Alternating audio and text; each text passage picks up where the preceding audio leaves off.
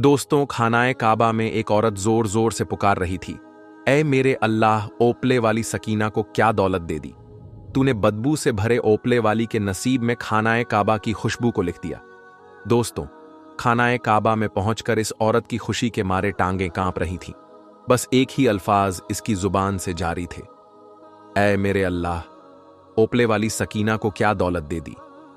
इस औरत ने खानाए काबा पहुंचने के लिए 20 साल तक ओपले थपे, जिसको थापियां भी बोलते हैं, जो कि जानवरों के गोबर से बनते हैं।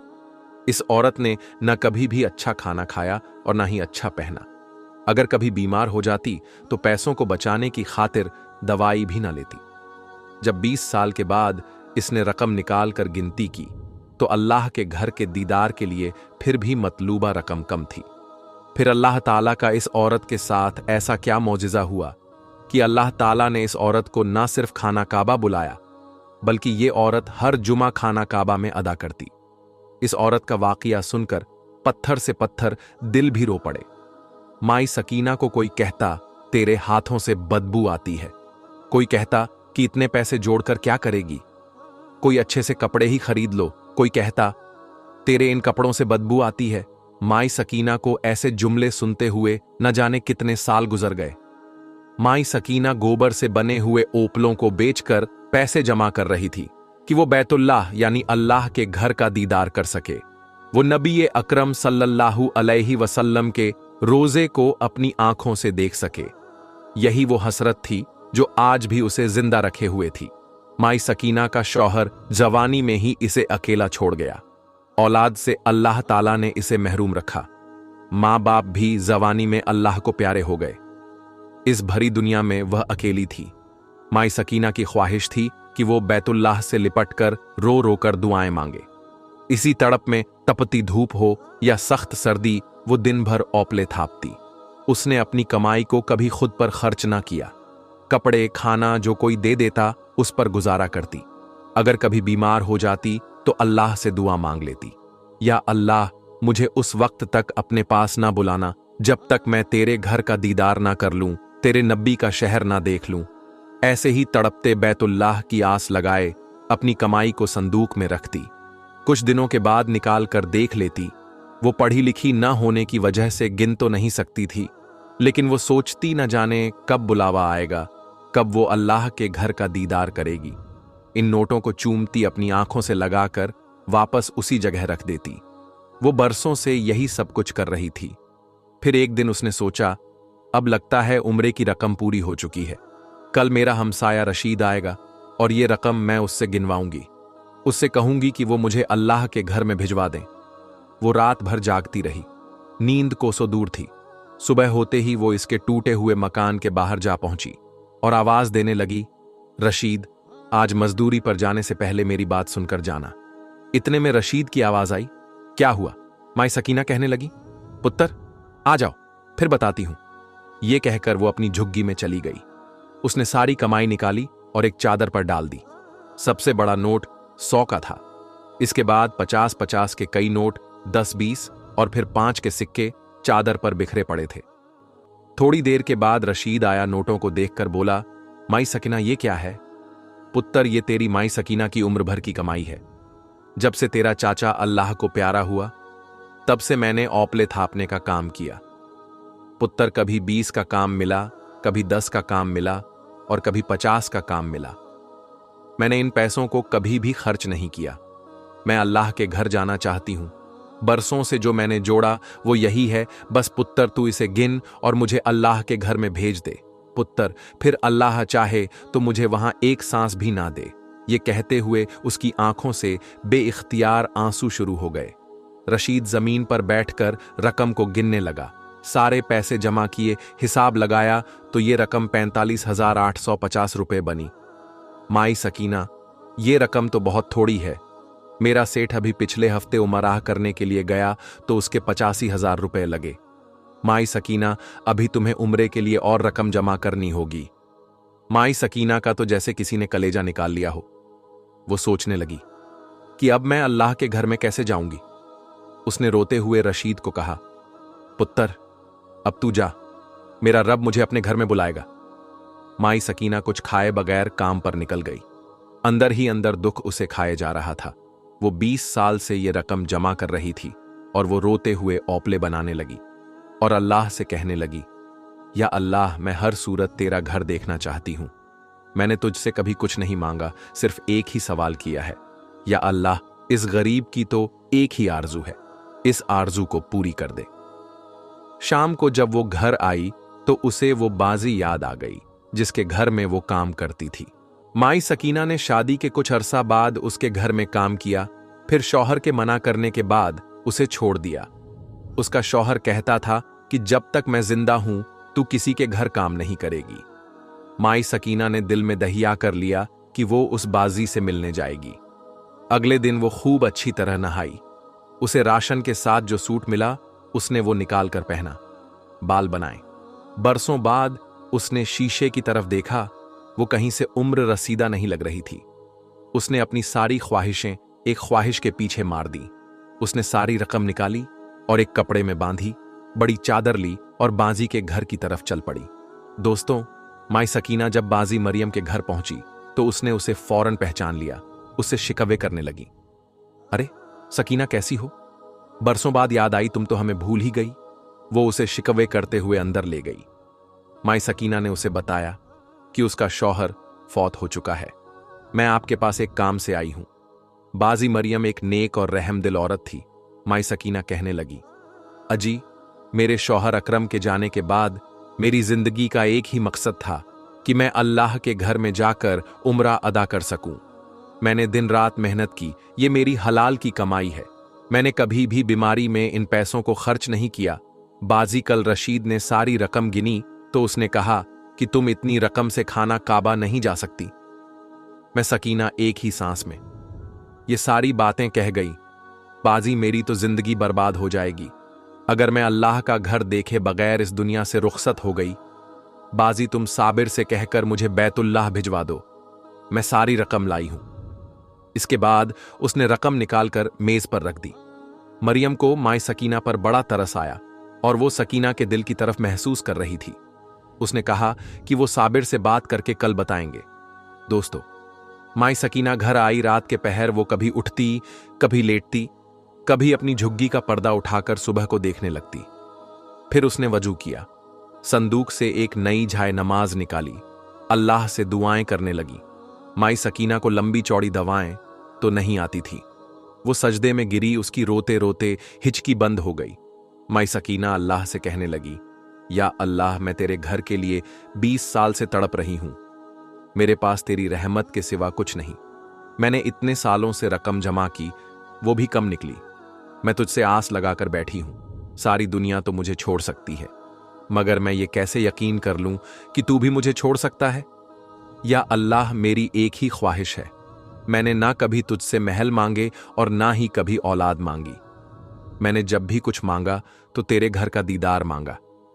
दोस्तों, आज माई सकीना की बातों ने अल्लाह के अर्श को भी हिलाकर रख दिया। रोते रोते कब उसकी आंख लग गई उसे पता ही न लगा। सुबह जब मुर्ग बांग देने लगा तो उसकी आंख खुली। उसने वजू किया और कुरान पाक पढ़ने लगी। जिस औरत से उसने कुरान पाक पढ़ाया था उसी औरत ने उसे बैतुल्लाह की तारीफें सुनाई। उसके दिल में इश्क का यह बीज बोया। वह सुबह होते ही बाजी मरियम के घर पहुंच गई। कहने लगी, बाजी, मुझे खुशखबरी सुनाना। मरियम कहने लगी, देखो सकीना, अल्लाह जब किसी को सब्र का फल देता है तो उसे वहां से नवाजता है जहां से किसी का वहमो गुमान भी नहीं होता। साबिर ने मेरी बात मान ली है। अल्लाह ताला को तेरी अदा इतनी पसंद आई है कि उसने वहां पर रहने का तेरा पक्का पक्का इंतजाम कर दिया है। हमारा ड्राइवर सऊदी अरब में काम करता है। उसके शेख की बीवी मर गई। हमारे ड्राइवर ने सऊदी शेख को तुम्हारी तमाम बातें बताईं। वो ड्राइवर तमाम बातें सुनकर रो पड़ा। देखो, अभी तुम सेहतमंद औरत हो, तुम्हें एक घर की भी जरूरत है। अल्लाह तुम्हें तुम्हारे सब्र का सिला दे रहा है। वो तुमसे शादी करना चाहता है। अब इनकार मत करना, तुम हमेशा अल्लाह के घर में रहोगी। सकीना तो जैसे सकते में आ गई। बाजी, मैं बूढ़ी औरत हूं, मैं शादी कैसे कर सकती हूं? मरियम कहने लगी, तुम इस बात को छोड़ो, अल्लाह तुम्हें अपने घर बुला रहा है और तुम इस बात से इनकार कर रही हो। माई सकीना को मरियम बाजी के आगे हार मानना पड़ी। सकीना को ना अपने कानों पर और ना ही अपनी किस्मत पर यकीन आ रहा था। कुछ ही दिनों में तमाम मामला तप आ गए। सऊदी शेख पाकिस्तान आया। उसने माई सकीना से शादी की और उसको सऊदी अरब ले गया। जब वो खाना काबा पहुंची तो वो बेहाल थी। खाना काबा की गलियों में उसकी आंखों में बेइख्तियार आंसू जारी थे। वो जोर जोर से पुकार रही थी, या अल्लाह, तू मेरी किस्मत को यूं चमकाएगा। मैंने कभी भी सोचा नहीं था। सूदी शेख उसके नाम आलम अल्फाज सुनकर रो रहा था। फिर वो बैतुल्लाह से लिपटकर खूब रोई। चंद सालों के बाद जब ये वापस पाकिस्तान आई तो हाथों में सोने की चूड़ियां खिली हुई, रंगत ऐसी कि ना किसी से पहचानी नहीं जा रही थी। सारे मोहल्ले को जिससे बदबू आती थी वही सब उसके घर बैठे थे। वो सब यही कह रही थी कि अल्लाह ने ओपले वाली माई सकीना के नसीब जगा दिए। दोस्तों, अमल का दारोमदार नियतों पर होता है। जब अल्लाह तबारक व ताला किसी बंदे से खुश होता है तो वो उसे वहां से नवाजता है जहां से किसी का वो गुमान भी नहीं होता। दोस्तों, जब एक हिंदू शख्स भेष बदलकर मक्का पहुंचा तो उसके साथ वहां के हुकूमत और वहां के इंतजामिया ने क्या बर्ताव किया, इसकी पूरी तफसील आपको आज की वीडियो में बताएंगे। दोस्तों, मक्का और मदीना मुसलमानों के लिए दुनिया की मुकद्दस जगहों में से एक है और यहां पर किसी भी दूसरे मजहब के लोगों को आने की इजाजत नहीं है, क्योंकि यही वो मुकद्दस जगह है जहां से इस्लाम की शुरुआत हुई थी। और यहां लाखों की तादाद में मुसलमान अल्लाह ताला के मुकद्दस घर की ज़ियारत के लिए आते हैं, जिसे हज कहते हैं। सऊदी अरब के शहर मक्का की आबादी तकरीबन 20 लाख है, लेकिन यहां हर साल 7 लाख से ज्यादा लोग पूरी दुनिया से हज के इरादे से आते हैं। इस मुल्क में ज्यादातर लोग हाजियों की खिदमत के लिए तैयार रहते हैं, जो पूरे साल हज के लिए आने वाले मुसाफिरों की राहत का ख्याल रखते हैं। दोस्तों, मजहब इस्लाम की सबसे मुकद्दस जगह मक्का और मदीना है और सबसे मुकद्दस इमारत बैतुल्लाह है। ग्रेफाइट की पत्थर से बनी 40 फीट लंबी और 30 फीट चौड़ी इमारत काले रंग की है और इसमें कोई भी खिड़की नहीं है, बस एक दरवाजा है। वैसे ये इमारत हजरत आदम अलैहिस्सलाम की पैदाइश से 2000 साल पुरानी है। और आपको बता दें कि सारे मुस्लिम काबा की तरफ मुंह करके नमाज पढ़ते हैं। और सबसे अहम बात तो यह है कि मक्का की इस मुकद्दस जगह पर किसी भी गैर मुस्लिम को आने की इजाजत नहीं है। और यही बात लोगों के दिमाग में इस जगह को लेकर ताज्जुब और हैरत पैदा करती है। कई लोगों का यह भी कहना है कि यहां पर ऐसा काम होता है जो मुसलमान दुनिया से छुपा कर करते हैं। तो दोस्तों, हम आपको बता दें कि यहां पर सिर्फ और सिर्फ सच्चे दिल से अल्लाह ताला की इबादत की जाती है और कोई भी गलत काम होना तो बहुत दूर की बात। यहां आने वाले लोग ऐसा करने के बारे में सोच भी नहीं सकते, लेकिन फिर भी लोगों के अंदर उछलकूद करने वाला दिमाग नहीं मानता और कोई ना कोई गलत नियत लेकर यहां पहुंचने की कोशिश करते हैं। लेकिन अल्लाह की रहमत तो देखिए, यहां तक जिस किसी भी शख्स ने गलत इरादे से नापाक मन को लेकर इस जगह पर जाने की कोशिश की है तो वो कभी भी काबा की इमारत के करीब भी नहीं पहुंच पाया। अब इस तरह के लोगों को या तो पुलिस पकड़ लेती है या फिर कुदरत इस हिसाब को खुद करती है। ऐसे में अब हम आपको हिंदुस्तान के केरला में रहने वाले एक ऐसे शख्स के बारे में बताने जा रहे हैं जिसे सुनकर आपको इस मजहब की खूबसूरती का अंदाजा लग जाएगा। केरला में रहने वाला एक शख्स जिसका नाम रमेश था। रमेश सऊदी अरब के रियाज शहर में काम करता था और वहां अपने मुस्लिम दोस्त सिद्दीकी के साथ रहता था। अपने मुस्लिम दोस्त के साथ मुस्लिम मुल्क में रहने की वजह से रमेश इस्लाम की तरफ काफी ज्यादा माइल हो गया था। जब वो पैगंबर हजरत मोहम्मद सल्लल्लाहु अलैहि वसल्लम के बताए गए रास्ते और तौर तरीकों से बहुत ज्यादा मुतासिर हो गया तो उसे मुस्लिम लोगों का कल्चर बहुत ज्यादा पसंद आने लगा। ऐसे में आप कह लीजिए कि वो दिल से इस्लाम को कबूल कर चुका था। यहां तक कि जब वो अपने घर वापस आया तब भी उसके दिल से इस्लाम के लिए मोहब्बत कम नहीं हुई और आखिर में वो इस्लाम धर्म को कबूल करने का मन बना लिया। लेकिन दोस्तों, अल्लाह ताला के नजदीक सबसे पाक और साफ मजहब मजहब इस्लाम है और रमेश भी ये मानने लगा और जब इस्लाम कबूल किया तो उसने अपना नाम बदलकर मुजम्मिल रख लिया और इस्लाम कबूल करने के बाद एक सच्चे मुस्लिम की तरह 5 वक्त का नमाज भी अदा करने लगा और इस्लाम की दी गई नसीहतों पर चलने लगा। जब वो पूरी तरह से इस्लाम को अपना मान चुका था तो उसके दिल में ये ख्याल आया कि अब मुझे मक्का के दीदार करने हैं। दोस्तों, मुजम्मिल की तमन्ना भी पूरी हुई। मुजम्मिल ने अपने नाम से अपना पासपोर्ट बनाया और मक्का मदीना के दीदार के लिए चला गया। दोस्तों, अब यह बात गौर करने की है कि रमेश जो अपना मजहब बदलकर मुजम्मिल बना था, वो पूरी तरह से इस्लाम के लिए तैयार हो गया और उसने ये सोच लिया कि वो जिंदगी के आखिरी वक्त मक्का मदीना में ही गुजारेगा। इसलिए जब वहां पर गया तो उसने खुदा से दुआ की कि अब वो वापस नहीं जाना चाहता और उसकी मौत वहीं पर हो जाए। दोस्तों, जब रमेश उर्फ मुजम्मिल के दिल से इस तरह की दुआ निकली तो उसने अपने साथ अपना कफन भी रखा और उम्रा के लिए चला गया। पहले मक्का गया और उम्रा करने के बाद वो मदीना आया। वहां पर 2 दिन रुका और वहां पर भी खुदा से दुआ मांगता रहा कि ऐ खुदा, मैं तेरे महबूब की बारगाह में आया हूं, तू अपने महबूब के सदके मेरी दुआ कबूल फरमा और मेरी मौत यहीं हो जाए। मैं इस बार यहां से वापस नहीं जाना चाहता। और दोस्तों, अल्लाह ताला ने उसकी दुआ कबूल कर ली और जब वो नमाज अदा कर रहा था और सजदे में गया हुआ था तो उसकी मौत हो गई और वो उठ न पाया। उसके बाद उसको वहीं पर दफना दिया गया। अब आप खुद ही सोच लीजिए कि एक गैर मुस्लिम जो जन्म से इस्लाम धर्म के साथ पैदा नहीं हुआ था, लेकिन इस धर्म की खूबसूरती ने उसको एक ऐसा मुसलमान बना दिया कि अपनी आखिरी सांस भी मक्का जैसी पाक जगह पर ही लेना चाहता था। और उसकी ये ख्वाहिश अल्लाह ताला ने पूरी भी की। इससे ये बात वाज़ेह होती है कि खुदा अपने बंदों से बेपनाह मोहब्बत करता है और उसे महरूम नहीं रखता। तभी तो अल्लाह ताला ने मुजम्मिल की ख्वाहिश को पूरी की और दुनिया के सामने मिसाल कायम कर दी।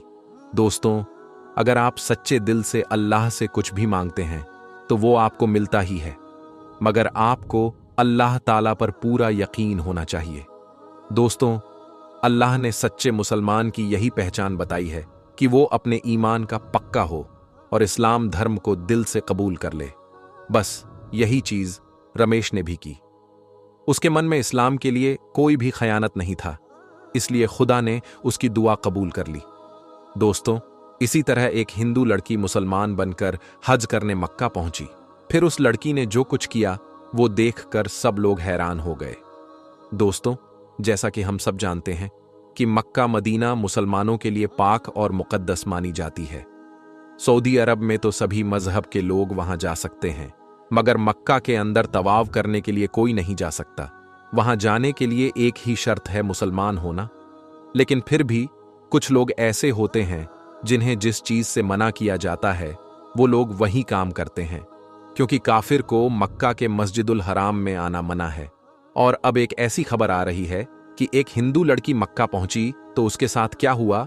दोस्तों, हिंदुस्तान से लाखों मुसलमान हर साल हज करने के लिए जाते हैं। दोस्तों, सऊदी अरब में रहने वाली एक हिंदू लड़की जिसका नाम संगीता है, वो सऊदी अरब में ही एक कंपनी के लिए काम करती है।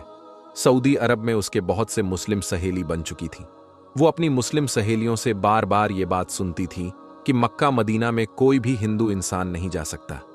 एक बार वो अपनी सहेली से पूछ लिया कि वो भी मक्का मदीना जाना चाहती है, जिस पर उसकी मुस्लिम सहेली ने उससे ये कह दिया कि वो ऐसा सोचे भी ना, क्योंकि वो एक गैर मुस्लिम है। जिसके बाद उस हिंदू लड़की ने कुछ नहीं कहा। तकरीबन 1 हफ्ते के बाद उस संगीता की मुस्लिम सहेली को यह खबर मिली कि वो मक्का गई है और वहीं पर उसे शक की बुनियाद पर पुलिस ने पकड़ लिया है। उसके बाद उसकी सहेली ने संगीता को समझाया कि अगर वो इस्लाम कबूल कर लेगी तो उसे मक्का मदीना जाने से कोई ताकत नहीं रोक सकती। पुलिस इस हिंदू लड़की को यानी संगीता को वहां जाने ही नहीं दिया था। उसके बाद उस संगीता नामी लड़की ने मजहबे इस्लाम को कबूल कर लिया, जिसके बाद वो मक्का मदीना जा सकी। दोस्तों, जब उसकी सहेली ने उससे पूछ लिया कि तुमने ऐसा मक्का मदीना में जाने के लिए क्यों किया, तो संगीता ने कहा कि जब मुझे पुलिस वालों ने वहां जाने से रोका तो पुलिस वाले इतने रहम दिल थे कि उन्होंने मुझे छुआ तक नहीं और मेरी तरफ आंख उठाकर देखा भी नहीं। और मैं ये बहुत बार अपनी कंपनी में भी देखा कि कोई शख्स किसी भी औरत को आंख उठाकर नहीं देखता। तो मुझे जब उसका पता चला कि ये लोग ऐसा क्यों करते हैं जो औरतों को नहीं देखते, फिर मुझे पता चला कि उन्हें इस्लाम धर्म सिखाता है कि किसी गैर महरम औरत को आप नजर उठाकर नहीं देख सकते और आप छू नहीं सकते। तो ये बात मुझे बहुत अच्छी लगी, इसीलिए मेरी दिली ख्वाहिश थी कि मैं भी इस्लाम कबूल करूं। तो मैं देखना चाहती थी कि मुझे मक्का जाने दिया जाता है या नहीं। वैसे तो मैं इस्लाम दिल से कबूल कर चुकी थी, तो इसलिए मैं मक्का चली गई और मैंने इस्लाम कबूल कर लिया, और मुझे फक्र है कि मैं एक मुसलमान हूं। दोस्तों, आखिर में अल्लाह ताला से दुआ है कि अल्लाह ताला हमें भी अपने घर मक्का और मदीना जाने की तौफीक अता फरमाए। आमीन सुम्मा आमीन। दोस्तों, आज की इस वीडियो में बस इतना ही। हम मिलेंगे आपको अगली वीडियो में। तब तक के लिए अल्लाह हाफिज।